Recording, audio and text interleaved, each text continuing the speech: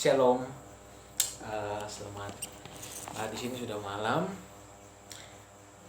Tepatnya di sini sekitaran jam hampir jam 11, paling jam setengah 11 malam. Dan hari ini hari Sabtu, bisa dikatakan malam ini adalah malam Minggu. Malam hari ini tepatnya tanggal 3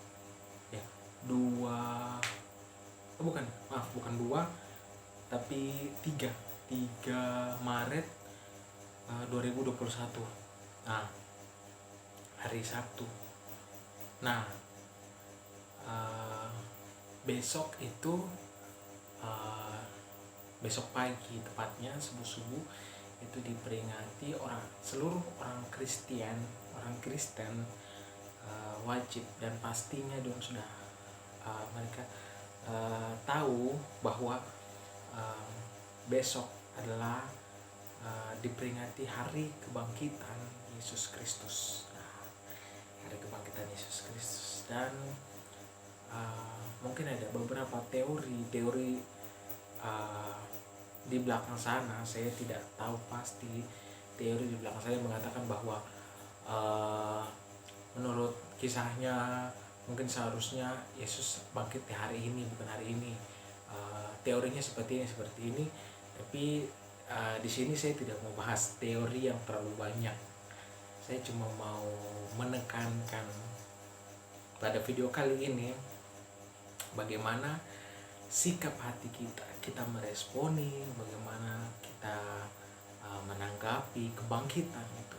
Bukan tentang kapan kebangkitannya, tetapi bagaimana kita meresponi kebangkitannya, bagaimana kita menanggapinya, bagaimana kita menyikapinya, bagaimana hati kita, kesiapan kita dalam menyambut kebangkitannya. Itu yang ingin saya tekankan pada kita pada saat malam hari ini. Nah, namun sebelum kita mulai dengan sedikit kita sharing, saya ajak kita satu dalam doa. Kita berdoa. Selamat malam Bapa yang baik, Bapa dalam nama Tuhan Yesus Kristus. Ya Roh Kudus, kami bersyukur atas kebaikan-Mu. Sekarang ya Bapa, kami sudah berkumpul di sesi ini ya Bapa. Kiranya Bapa mau merapi kami, Bapa mau menerangkan kepada kami kebenaran firman-Mu, agar kami dapat mengerti apa maksud dan kehendak-Mu dalam kehidupan kami ya Bapa. Tepatnya pada peringatan kebangkitan-Mu ya Bapa. Terima kasih ya Bapa. Terima kasih Tuhan Yesus Kristus. Terima kasih Roh Kudus.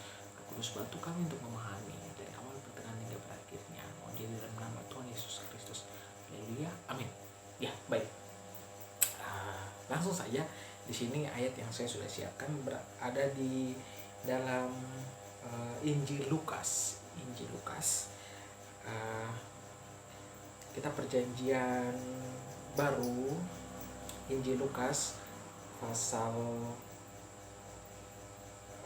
24. Lukas pasal 24 ayat yang pertama. Kita akan baca sampai mata saya agak setengah mati karena blitz dari HP agak silau, jadi minta maaf. Saya agak susah, setengah mati, agak silau, minta maaf ya.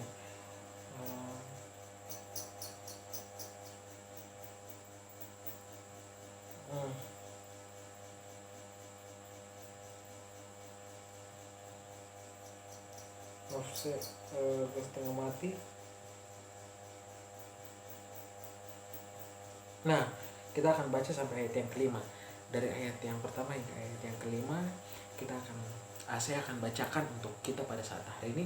Kalau saudara-saudari di rumah yang sedang pegang Alkitab, bisa baca juga bersama-sama dengan saya. Kita baca secara bersama-sama. Saya akan bacakan pada kesempatan kali ini. Judul berikutnya, kebangkitan Yesus. Ayat yang pertama, tetapi pagi-pagi benar pada hari pertama minggu itu, Mereka pergi ke kubur membawa rempah-rempah yang telah disediakan mereka. Mereka mendapati batu sudah terguling dari kubur itu. Dan setelah masuk, mereka tidak menemukan mayat Yesus. Sementara mereka berdiri termanggu-manggu karena hal itu, tiba-tiba 2 orang berdiri dekat mereka memakai pakaian yang berkilau-kilauan. Mereka sangat ketakutan dan menundukkan kepala. Tetapi orang itu berkata kepada mereka, "Mengapa kamu mencari dia yang hidup di antara orang mati?" Nah, sampai di sini pembacaan kita. Saya tidak mau panjang-panjang menjelaskan panjang lebar. Video ini saya akan buat sesingkat mungkin, sesimpel mungkin, supaya mudah dipahami, supaya tidak kehilangan poin yang akan saya sampaikan, poin yang ingin saya sharing, bagikan kepada kita pada saat hari ini. Ya, kita tahu bahwa Yesus sudah disalibkan, bahkan sebelum itu dia sudah disiksa, dan kesengsaraannya itu dia alami selama 7 minggu. Kita kenal dengan kesengsaraan minggu pertama hingga minggu yang ke-7 atau minggu terakhir. Yesus begitu mendapat sengsara karena dia di-over sana sini. Habis itu dia mendapat hukuman, dicambuk, dia dinista, kemudian dia disalibkan dan berujung dengan kematiannya di atas kayu salib. Dan pada saat itu mereka sudah menguburkannya. Nah, sesuai dengan yang dikatakan pada kitab ini, tapi pagi-pagi benar pada hari pertama minggu itu, ya, pagi-pagi benar mereka datang, orang-orang, Ibu Maria, beberapa orang datang untuk menengok kubur Yesus, tetapi mereka tidak mendapatinya karena dia sudah bangkit. Nah, berita yang sangat menggembirakan. Saya mau jelaskan sedikit. Saat Yesus disalibkan di kayu salib, di saat itulah bagaimana penghayatan kita. Nah, bagaimana kita menyikapinya. Jadi di saat Yesus disalibkan di atas kayu salib, dia disiksa. Pada saat itulah kita juga menyalibkan diri kita yang lama, diri kita yang dulu mungkin tidak kenal Tuhan Yesus itu siapa, diri kita yang tidak mengenal kasih, diri kita yang hidup dalam dosa, diri kita yang tidak mengenal kebenaran. Kita salibkan bersama-sama dengan Yesus dan berujung dengan kematian. Kita mati bersama-sama. Tetapi hari yang ketiga, pada hari pertama minggu itu, dia bangkit. Kita juga bangkit bersama-sama dengan dia. Kita bangkit bersama-sama dengan Tuhan. Kita sama-sama kita bangkit. Tuhan bangkit pada pagi-pagi benar. Kita pun pada pagi-pagi benar kita bangkit. Kita bangkit dari keterbelakangan kita, latar belakang kita yang kelam. Kita sudah salibkan keburukan, dosa, masa lalu kita yang kelam sudah kita salibkan, sudah kita matikan, dan telah kita tinggalkan, dan kita bangkit dan hidup. Kita hidup bersama-sama dengan Yesus yang bangkit. Kita hidup bersama-sama dengan Yesus yang sudah bangkit. Kita sudah dibangkitkan, kita sudah hidup kembali, kita sudah memulai hidup yang baru, kita sudah memulai kelahiran yang baru, hidup yang dilahirkan kembali, hidup yang tidak sama lagi dengan hidup yang lama. Hidup yang lama sudah disalibkan dan dimatikan dan ditinggalkan, sedangkan kita dilahirkan kembali, dibangkitkan kembali. Itulah kenapa di dalam kekristenan kita kenal dengan lahir baru, kita kenal dengan istilah lahir baru. Firman Tuhan berkata, jadi siapa yang ada di dalam Kristus, ia adalah ciptaan baru. Yang lama sudah berlalu. Sesungguhnya yang baru sudah datang. Sesungguhnya yang baru sudah bangkit. Sesungguhnya yang lama sudah ditinggalkan. Sesungguhnya yang lama sudah disalibkan. Sesungguhnya yang lama sudah dikuburkan, sudah ditinggalkan, sudah dibuang. Dan sesungguhnya yang baru sudah datang. Yang baru itu telah lahir. Yang baru itu telah bangkit dari antara orang mati. Yang baru itu telah bangkit. Yang baru itu telah timbul. Dan hidup yang baru itu tidak sama dengan hidup yang lama. Hidup yang baru adalah hidup yang percaya, totalitas menyerahkan hidupnya hanya kepada Tuhan. Hidupnya itu penuh dengan kasih. Hidupnya itu penuh dan senang melakukan firman Tuhan. Firman Tuhan itu ada di dalam dirinya. Dan dirinya juga ada di dalam firman Tuhan. Nah, seperti di dalam Yohanes pasal 15 berkata, jikalau kamu tinggal di dalam aku, di dalam Yesus, dan Yesus pun tinggal di dalam kamu, di dalam kita, di dalam saya, di dalam saudara, mintalah apa saja yang kita kehendaki dan kita akan menerimanya. Mintalah apa saja yang kita kehendaki, kita akan menerimanya. Asal apa? Asal kita di dalam Dia, Yesus Kristus, ya. Yesus Kristus, Dia di dalam kita, di dalam diri saya, di dalam diri saudara-saudara sekalian yang ada pada saat ini.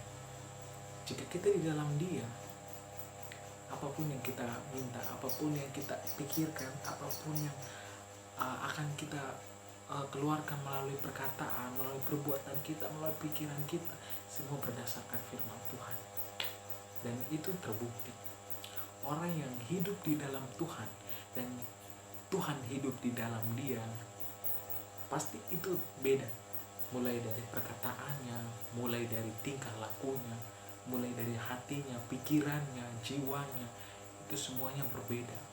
Karena itu sudah dibaharui dalam masa kalau sekarang bisa dibilang di upgrade, bukan upgrade ya, upgrade itu kayak diperbaharui, diupdate. Nah, jadi diupdate dari versi yang sebelumnya yang lama, kita balik dan kita pindah ke versi yang selanjutnya, versi yang baru, versi yang tentunya lebih baik dari versi sebelumnya, versi yang tidak mengandung kesalahan-kesalahan di versi sebelumnya, versi yang tidak mengulangi kesalahan yang sama pada versi-versi sebelumnya. Dan itulah kebangkitan yang sesungguhnya, kebangkitan yang disimboliskan dengan kebangkitan Yesus Kristus. Saya mau tekankan bahwa tidak penting teori-teori tentang ini, bukannya tidak penting, tapi bagaimana kita memaknai, bagaimana kita untuk menjiwai, bagaimana kita untuk meresapi, bagaimana sikap hati kita untuk menanggapi hal-hal tersebut. Itulah yang utama. Bagaimana cara kita menanggapi kematian Yesus Kristus. Kita sama-sama mati dengan Dia. Kita sama-sama mematikan seluruh kedagingan kita, dosa-dosa kita, dan kita juga bangkit bersama-sama dengan Dia. Bukan cuma mati, tapi kita juga bangkit. Karena Yesus tidak pernah mati selama-lamanya. Dia akan bangkit pada hari yang ketiga. Dia akan segera bangkit. Beberapa jam lagi kita akan menyambut kebangkitan Yesus Kristus, kebangkitan yang sebagai simbolis kita rayakan, tetapi dalam hati kita menghayatinya bagaimana kita hidup sudah bangkit, kita bangkit dari keterpurukan belakang kita. Mungkin sekian yang dapat saya bagikan pada kita pada malam hari ini. Saya tidak mau terlalu panjang karena nanti kita kehilangan poin penting yang ingin saya sampaikan, bagaimana cara kita menyikapi, bagaimana cara kita memaknai kebangkitan Yesus Kristus. Itu yang utama, itu yang paling penting sekali dalam kehidupan kita. Jadi mungkin sekian yang bisa saya bagikan. Saya akan tutup dengan doa.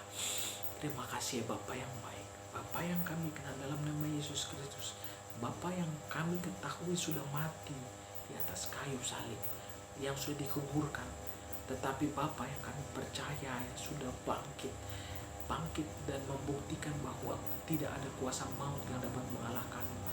Kebangkitanmu membuktikan bahwa kami juga dapat bangkit bersama-sama denganmu. Kebangkitanmu membuktikan bahwa kami juga dapat lahir bersama-sama denganmu, lahir baru, hidup yang baru. Terima kasih ya Bapa. Ajarkan kami untuk menyalibkan diri kami, mati, tetapi kami bangkit bersama-sama denganmu ya Bapa.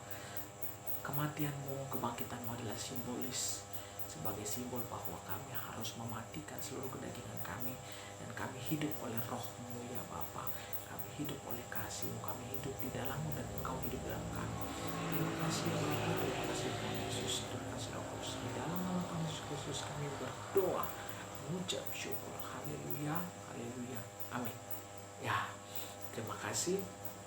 Apabila saudara-saudara sudah merasa diberkati pada pada saat ini juga saudara-saudari bisa memberkati orang lain dengan membagikan video ini. Bisa juga berkomentar, bila suka bisa di like, atau mau di dislike juga tidak apa-apa, mau di subscribe tidak apa-apa. Saya Ronaldo Rendemboa, saya pamit undur diri. Shalom. Tuhan Yesus memberkati kita semua. Immanuel.